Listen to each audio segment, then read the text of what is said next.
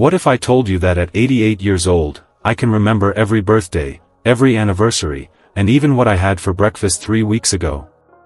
Most people my age struggle to remember where they put their keys, but I'm sharper now than I was at 60.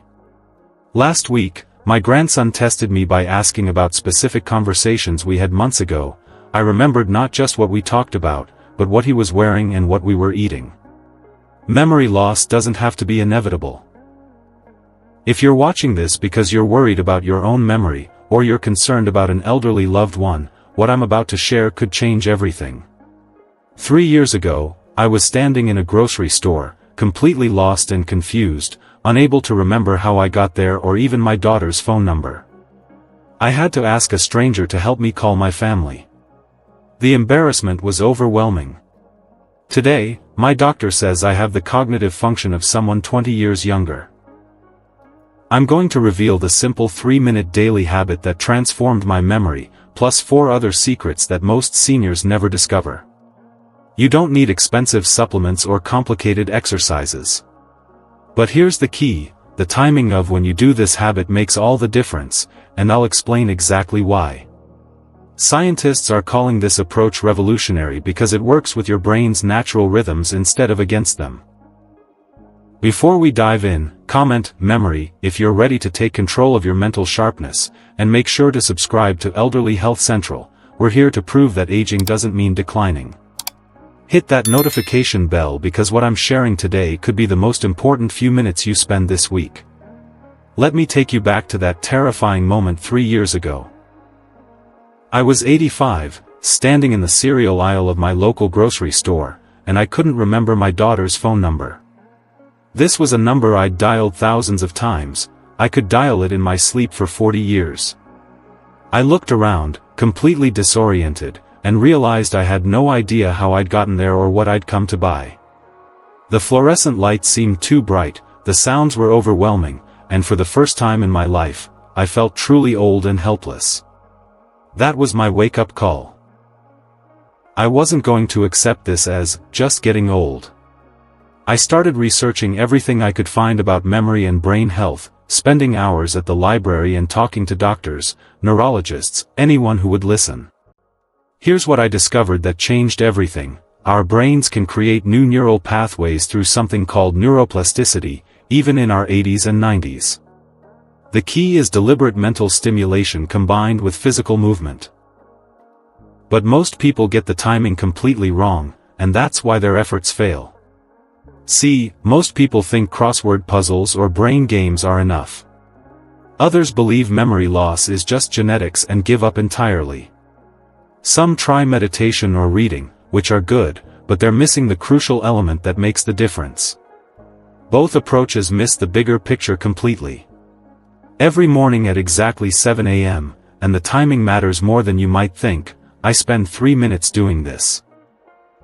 I recall 10 specific details from the previous day while walking in place. Not just, I ate lunch, but, I ate a turkey sandwich with mustard on whole wheat bread while sitting in my blue chair, and I could hear birds chirping outside the window.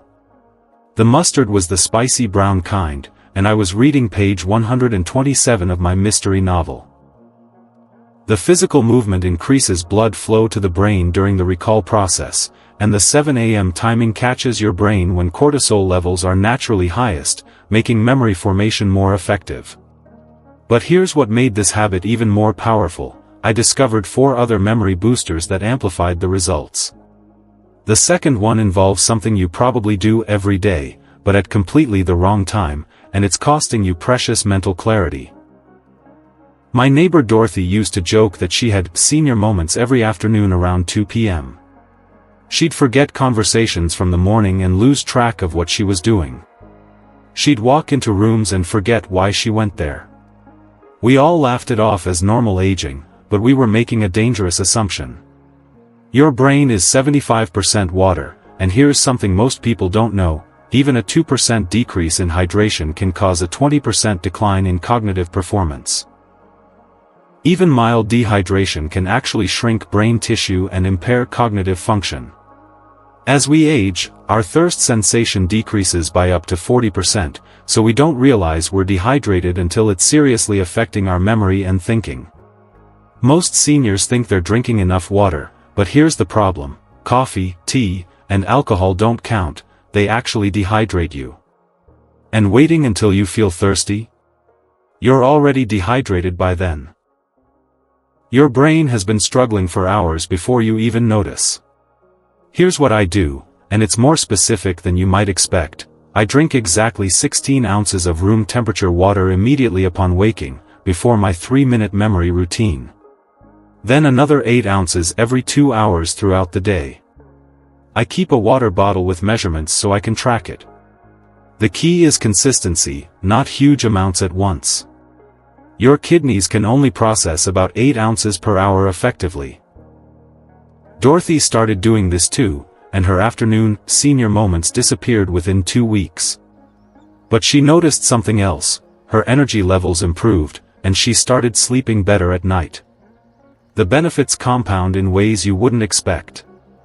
Proper hydration set the foundation, but the third discovery surprised me the most. It had to do with when I was going to bed, and why most seniors are sabotaging their memory every single night. I used to stay up late watching TV, sometimes until midnight or even 1 a.m., then sleep until 9 a.m. I thought I was getting enough sleep, 9 hours, right? But my memory kept getting worse, and I couldn't understand why. I was tired during the day, forgetting conversations, and feeling mentally foggy most afternoons. Then my doctor explained something that changed everything about how I think about sleep and memory. Memory consolidation happens during deep sleep phases, particularly between 10 p.m. and 2 a.m. When you go to bed after midnight, you miss critical memory processing windows. Your brain literally files away memories during these hours, transferring them from short-term to long-term storage. Miss this window, and those memories might be lost forever. Many seniors think they need less sleep as they age, or that napping during the day compensates for poor nighttime sleep. Both beliefs actually harm memory formation. Daytime naps can disrupt your natural sleep cycles, making it harder to reach those deep sleep phases when memory consolidation happens. I now go to bed at 9:30 p.m. and wake up at 6:30 a.m. every single day, even weekends, even holidays. No exceptions. If I feel tired in the afternoon, I do gentle stretching or take a short walk instead of napping. The consistency is everything. Your brain thrives on routine, and disrupting this schedule even once can affect your memory for several days. Within 3 weeks of changing my sleep schedule, I noticed I could remember conversations from days earlier with startling clarity. My family started commenting on how much sharper I seemed. But the real test came when I went back to my doctor. Once my sleep was optimized, I noticed my 3-minute morning routine became even more effective. But there was still one piece missing. Something about nutrition that most people get completely wrong, and it nearly sabotaged all my progress.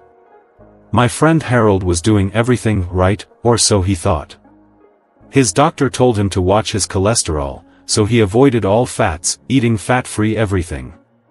Fat-free yogurt, fat-free salad dressing, lean chicken breast with no skin. He was proud of his healthy diet and even lost 15 pounds, but his memory kept declining, and he couldn't understand why. His wife started getting worried because he'd repeat the same stories multiple times in a single conversation. Here's what Harold didn't know: your brain needs healthy fats to function properly. Specifically, omega-3 fatty acids that create the myelin sheaths around nerve cells. Without adequate healthy fats, nerve signals slow down dramatically, affecting memory and processing speed. It's like trying to run electricity through damaged wires. Many seniors cut out all fats, thinking they're protecting their hearts, but they're actually starving their brains. Others take expensive fish oil supplements, sometimes spending $50 or more per month, but continue eating inflammatory foods like processed snacks and fried foods that cancel out all the benefits. I eat a small handful of walnuts every day at exactly 2 p.m., 6 hours after my morning routine. I also have wild-caught salmon or sardines twice a week, and I add a tablespoon of extra virgin olive oil to my salads. The timing helps sustain brain energy throughout the day when cortisol levels naturally dip. Harold started eating healthy fats again, and within a month, his wife noticed he stopped repeating stories. Within 3 months, he was remembering details from years past that had seemed lost forever. The transformation was remarkable. These 4 elements: the 3-minute habit, proper hydration, consistent sleep, and brain-healthy fats, created a compound effect that surprised even me. But the final piece was the most surprising, and without it, everything else was only working at half capacity. After my wife passed 2 years ago, I became isolated without really realizing it. I stopped going to church regularly, declined dinner invitations, and found myself spending entire days without meaningful conversations with another person. Even with my new habits, my memory improvement plateaued after about 4 months. I thought I was doing everything right, but something was missing. I was lonely, and it was affecting my brain more than I realized. Social interaction activates multiple brain regions simultaneously: language centers, emotional processing, working memory, and even areas responsible for predicting what others might say or do next. When you engage in meaningful conversations, you're essentially giving your brain a complete workout. It's like cross-training for your mind. Many seniors think being around people is enough, but passive socialization like watching TV together or sitting in the same room doesn't provide the same cognitive benefits. Others avoid social situations because they're embarrassed about memory lapses, creating a vicious cycle that makes everything worse. The isolation leads to faster cognitive decline, which leads to more embarrassment and more isolation. 3 times a week, I have meaningful conversations where I actively listen and respond. Book club on Mondays where we discuss complex themes and character motivations, phone calls with family on Wednesdays where I ask detailed questions about their lives, and volunteering at the library on Fridays where I help people research topics I know nothing about. The key is being mentally engaged, not just physically present. I also started something new. Every Sunday, I call a different old friend and we spend at least 30 minutes reminiscing about shared memories. This exercises both my memory recall and my social skills simultaneously. When I combined all 5 elements consistently for 6 months, something remarkable happened that even surprised my doctor. 6 months after implementing all these changes, I went for my regular checkup. My doctor administered the same cognitive test I'd failed miserably the year before, the Montreal Cognitive Assessment that had scared me so much I couldn't sleep for weeks afterward. I remember staring at those questions the first time, feeling completely helpless and stupid. This time, I scored 29 out of 30, better than people 20 years younger. My doctor was so surprised he had me take the test again the following week to make sure it wasn't a fluke. Same result. Each element creates what scientists call a synergistic effect.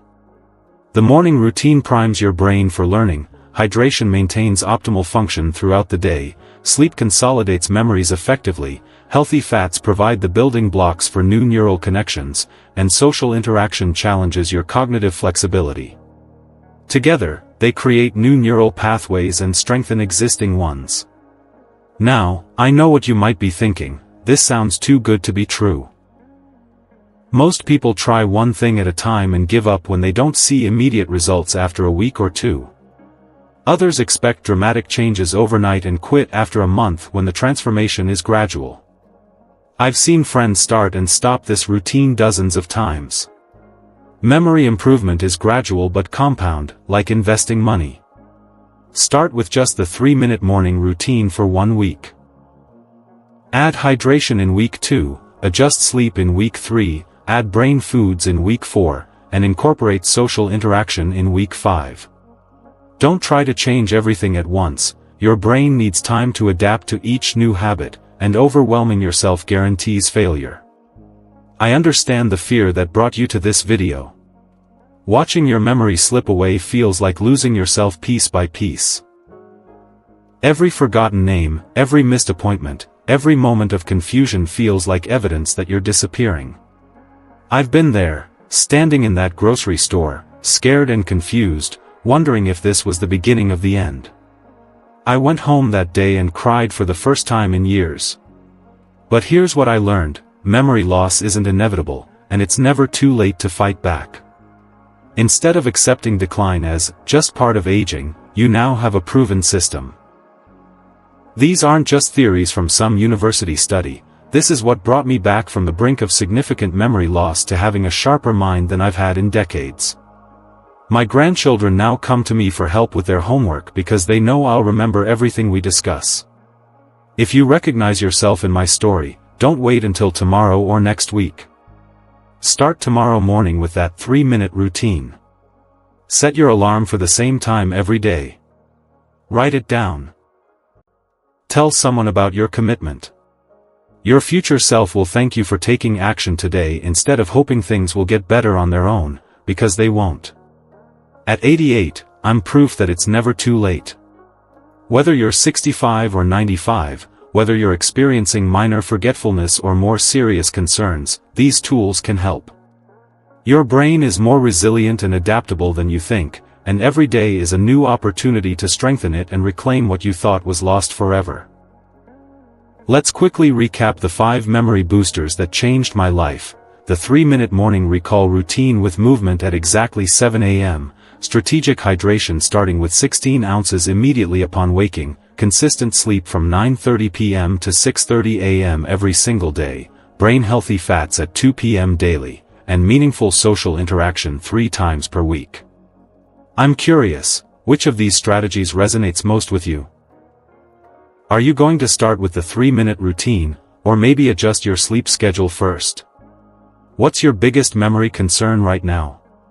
Comment below and let me know. I read every single comment and often reply with personalized suggestions based on what you're struggling with most.